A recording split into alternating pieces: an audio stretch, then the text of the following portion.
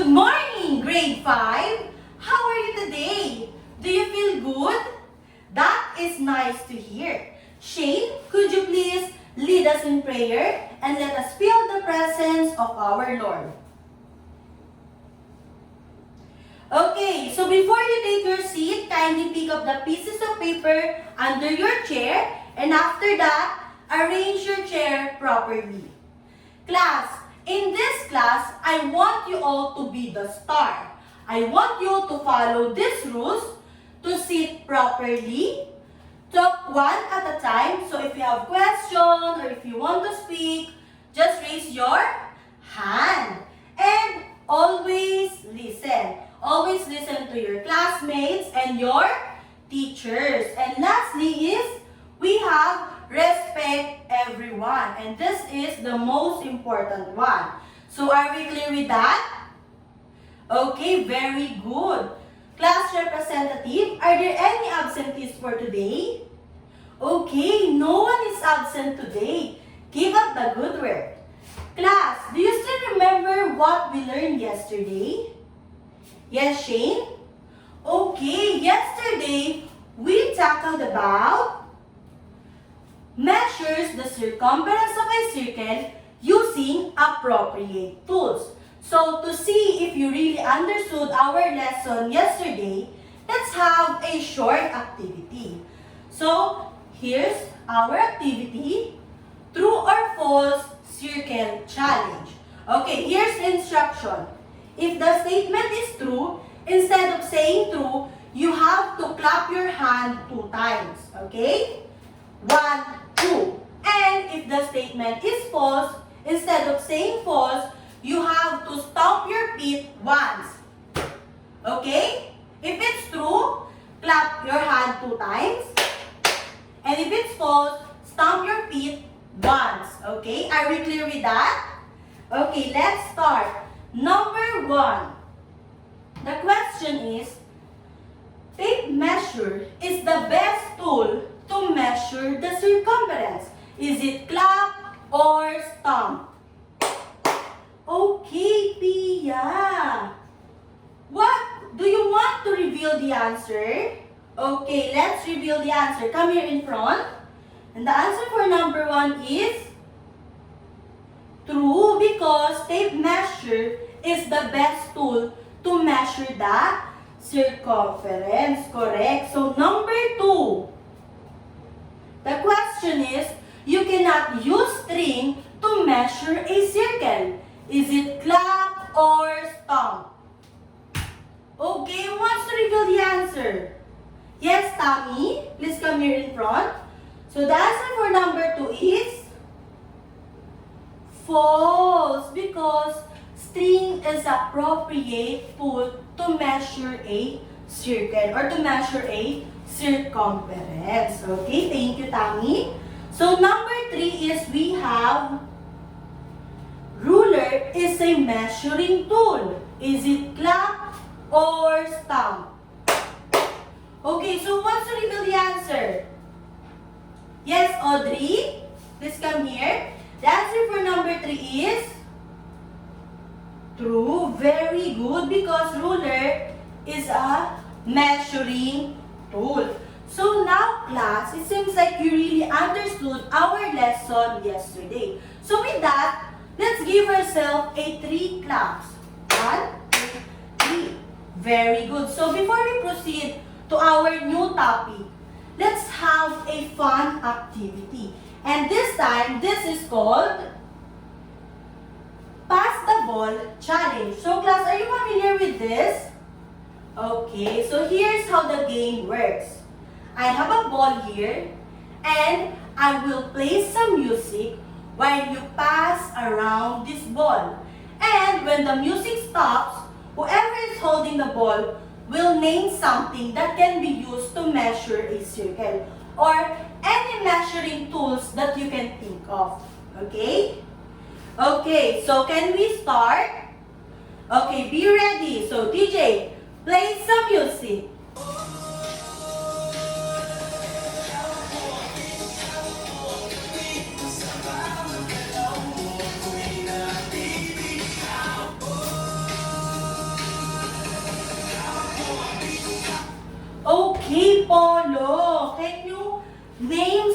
something that can be used to measure a circle? Again, ruler? Correct. Ruler is correct. DJ, play some music.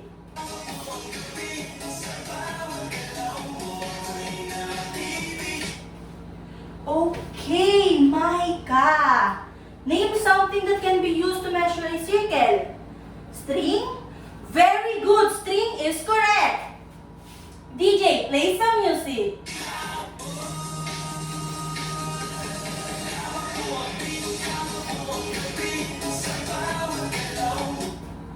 Okay, now, Tommy. Again, tape measures. Very good. Tape measure is correct.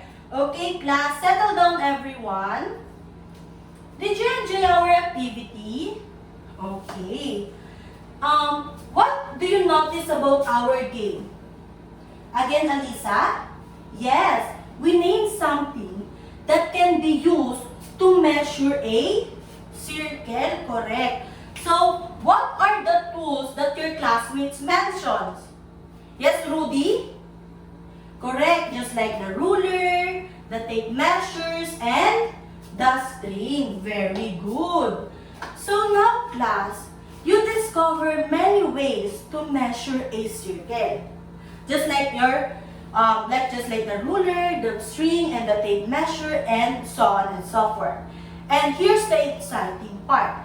Because today, instead of using the measuring tools, we will use formula to measure or to find the circumference of a circle. But before that, let's have our learning objectives, okay? Here's our learning objectives. At the end of the lesson, learners should be able to, everybody please read. Okay, so our goal here is to learn how to find and use circumference of a circle to measure circular objects, just like the ball, the plate, the clock, and many more. And to solve the problem using the formula. But before that, I have a question. Here is my question. My question is, what is circumference? So when you hear the word circumference, what comes into your mind? Any idea? Yes, Jaime? Okay, class. Very good. Thank you, Jaime. Circles are everywhere. Not just in math, but they are also in science, right? Okay, I want you to look at here. So, class, what is this? This is Earth. Very good. And what is the shape of the Earth?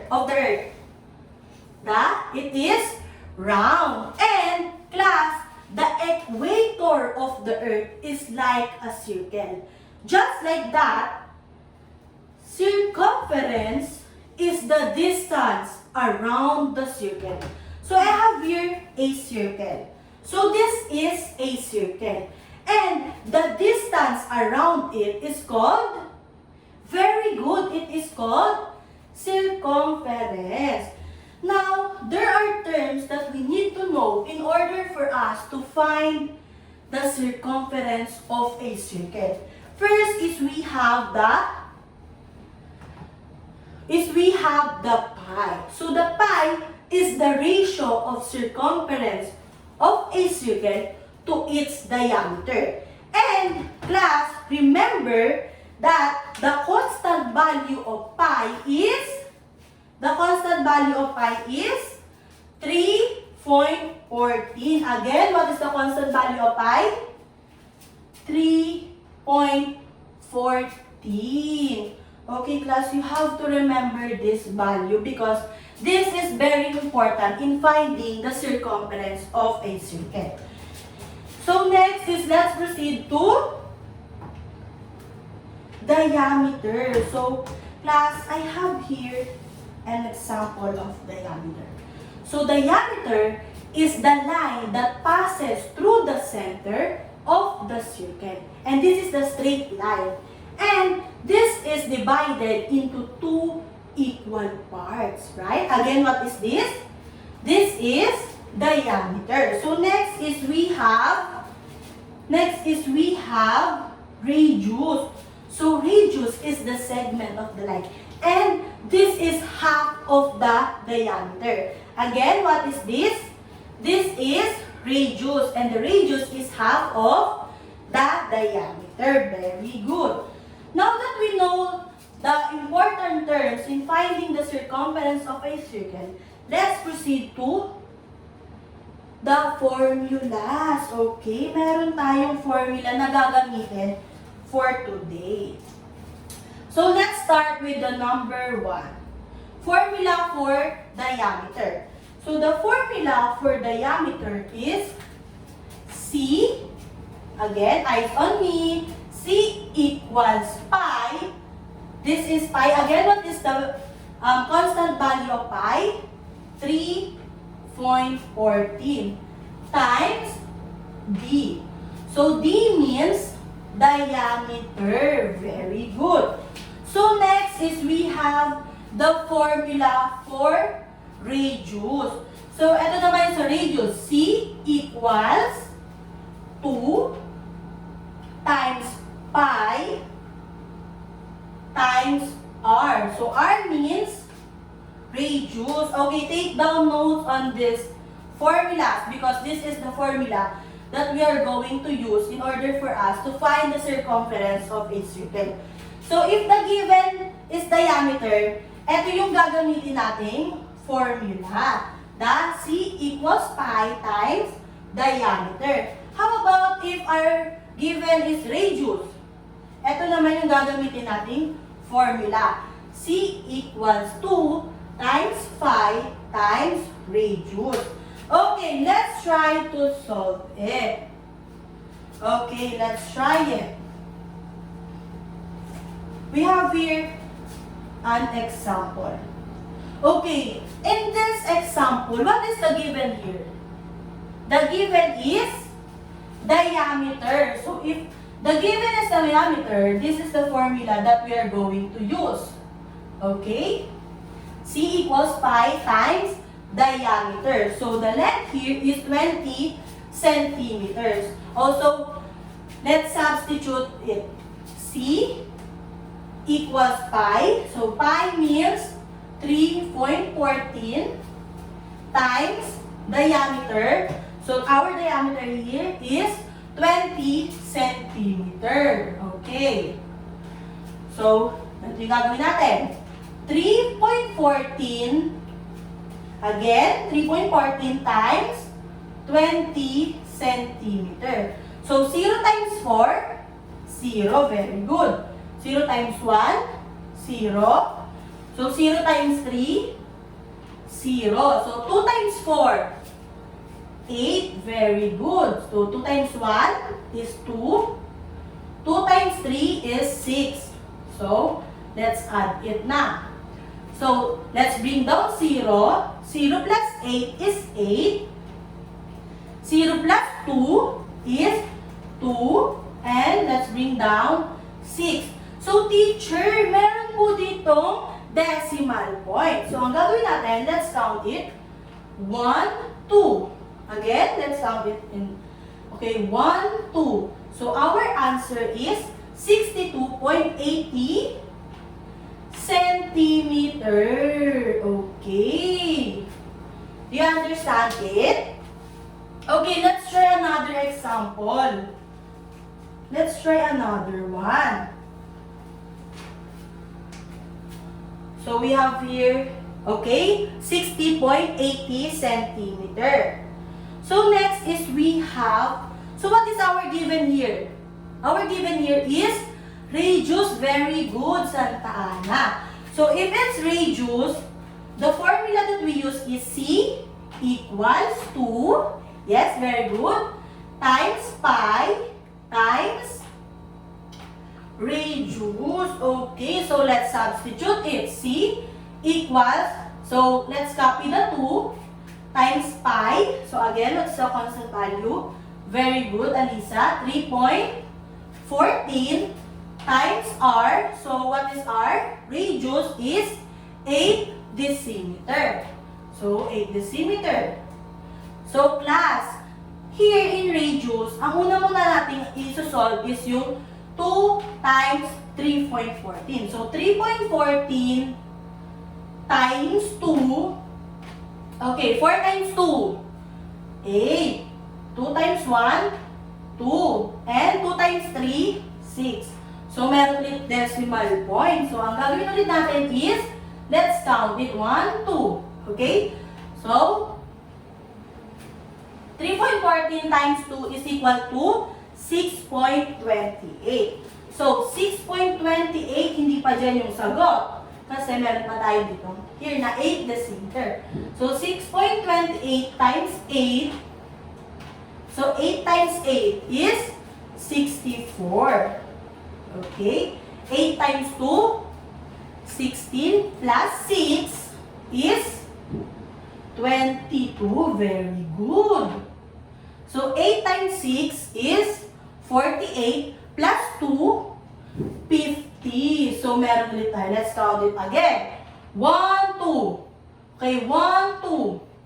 So, our answer here is 50.24 decimeter. Okay, very good. So, are you still with me? Nakakasagot? Nakakasabay?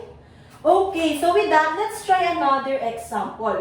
So, our answer here is 50.24 decimeter. So, another example.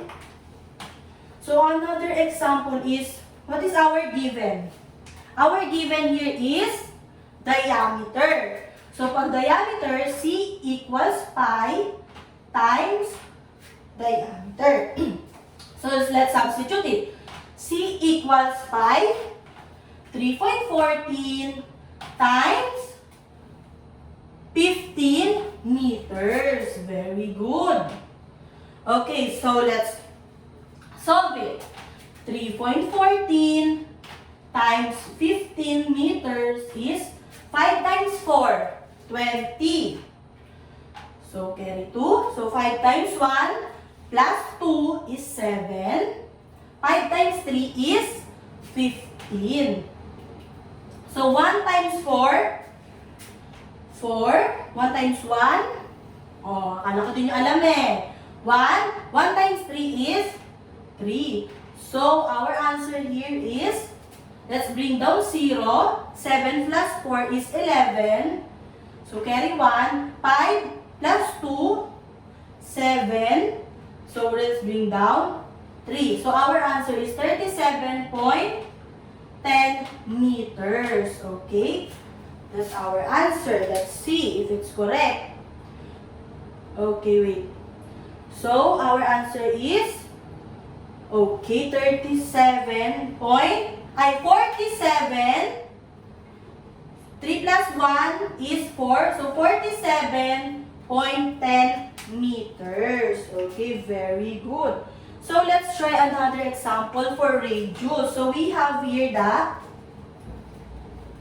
radius. So, again, pag radius is C equals 2 times pi times radius. So, let's substitute it again. 2 times 3.14, listen, times radius is 10 centimeter. Okay. So, 10 centimeter. So, again, uunahin muna natin yung 3.14 times 2. So, 3.14 times 2 is very good, 6.28. Very good. So, hindi pa dyan yung nagtatapos. So, 6.28 times 10 is 0 times 8. Of course, 0, 0, 0. So, 1 times 8, 8. 1 times 2, of course, 2 and 6. So, let's bring down 0, 8, 2, 6.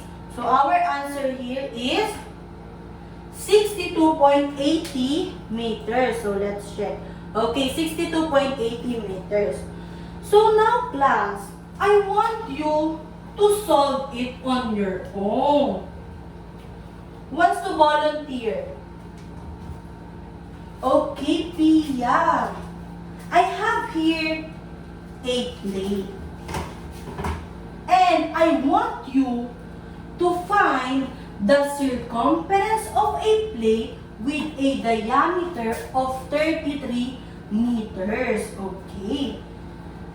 Please, Pia, come here in front and answer it. Okay, very good. So let's see if Pia's answer is correct. So the circumference of a plate is 43.12 meters. Very good. So let's give Pia a round of applause. Okay, another example. I have here a clock. And what's the answer for a clock? Yes, Polo? So here's the question. I have here a clock. And I want you to find the circumference of a clock with a radius of 7 centimeters. Okay. Let's see. Polo, come here in front and solve it. Okay, so let's see if Polo's answer is correct. So, his answer is 42.96 centimeters. So, very good. Let's give Polo a 3 clap. 1, 2, 3. Okay, very good. Class, do you have any question regarding to our topic? Clarifications? Okay, none so far. So, with that, let's have a group activity. So, count 1 to 3. Okay, so before you proceed to your respective groups, let's hear first the instruction. So, here's our instruction. So, each group will receive a circular object with a given value, radius or diameter, and will solve for the circumference. So, 2 members will present it in front. So, but before that, for you to have a high score, let's have our rubrics. Let's have our rubrics. So, here's our rubrics, everyone. Please listen.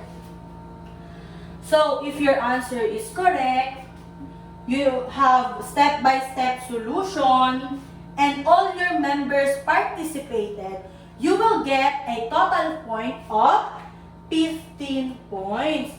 So, this is for group 1, for group 1, for group 2, and for group number 3. Okay?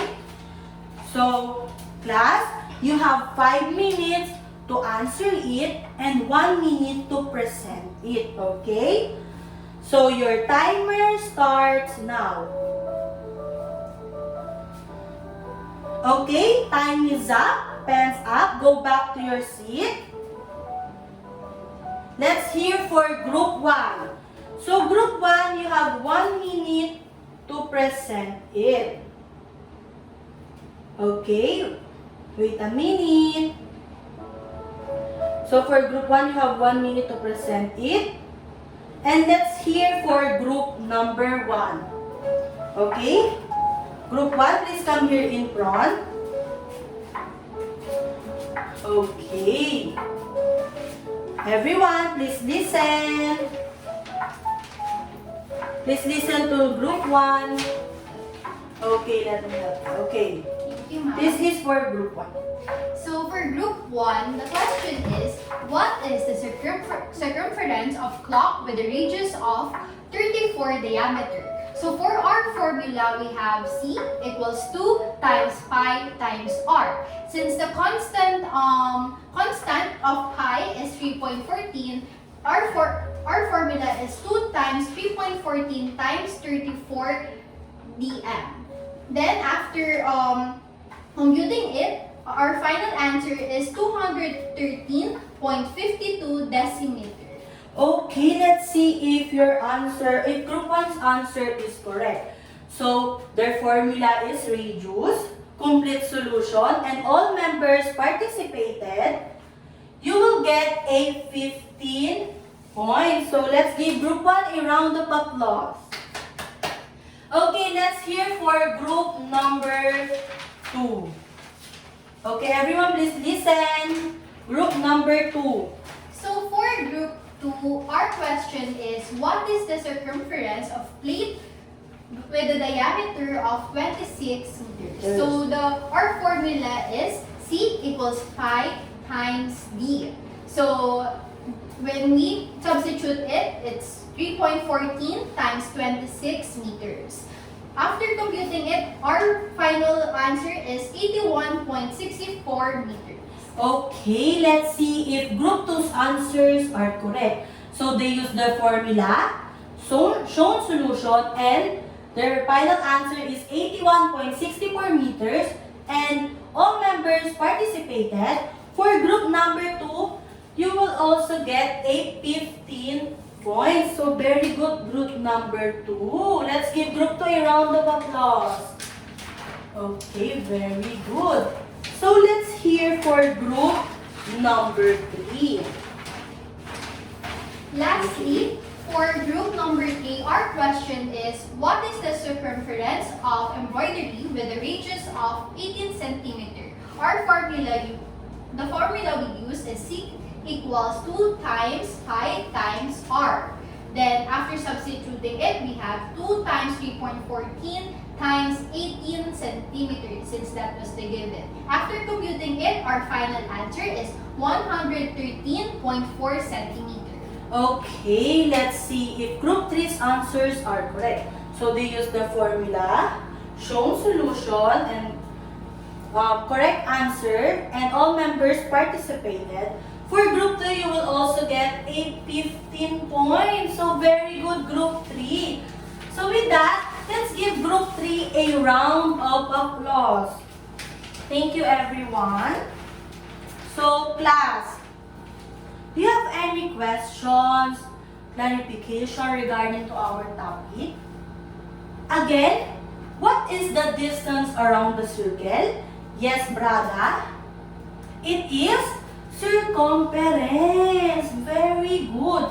So, what formula do we use if our given is diameter?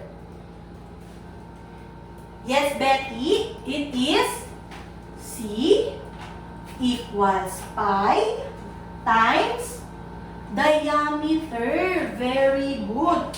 So, how about the given that we use if our given is radius? What formula do we use? Yes? Jaime? C equals 2 times pi times radius. Very good, everyone. Seems like you really understood our lesson for today. So with that, let's have our quiz. It's now our quiz time. Okay? So go back to your proper seat. Everyone, please quiet. Again, talk one at a time. So class, go back to your proper seat. So I will give you, this is our quiz, and this is a total points of 10 points. And I will read first the instruction. So read each question carefully and encircle the correct answer. So write your name and question and mind your own paper, okay? No talking with your seatmates. I want you to mind your own paper, okay class?